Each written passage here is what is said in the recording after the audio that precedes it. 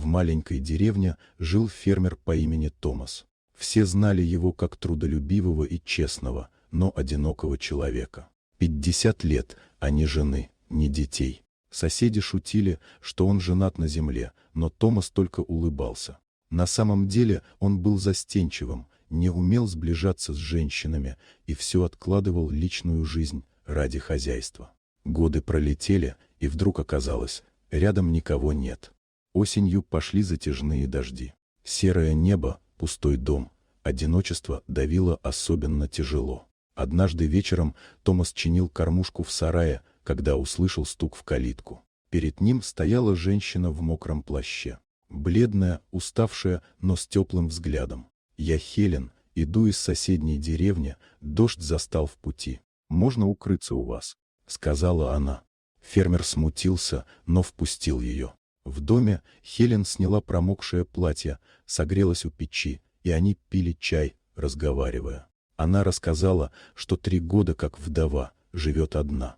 Томас почувствовал родное в ее словах, та же пустота, что мучила его самого. В ту ночь он долго не мог уснуть, слушая, как поскрипывает кровать в соседней комнате.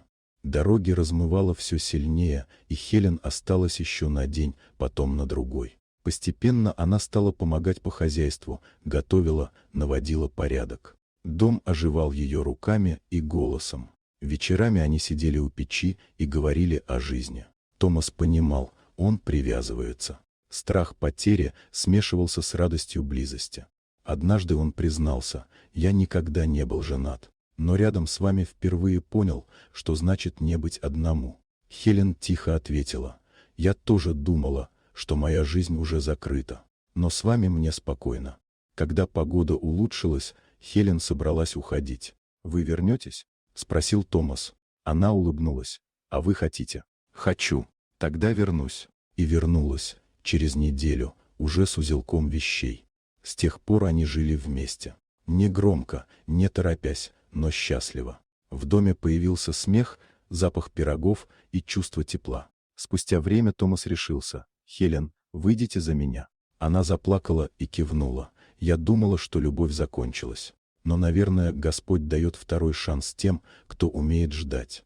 Так в 50 лет фермер, всю жизнь знавший только землю и труд, впервые обрел настоящую семью.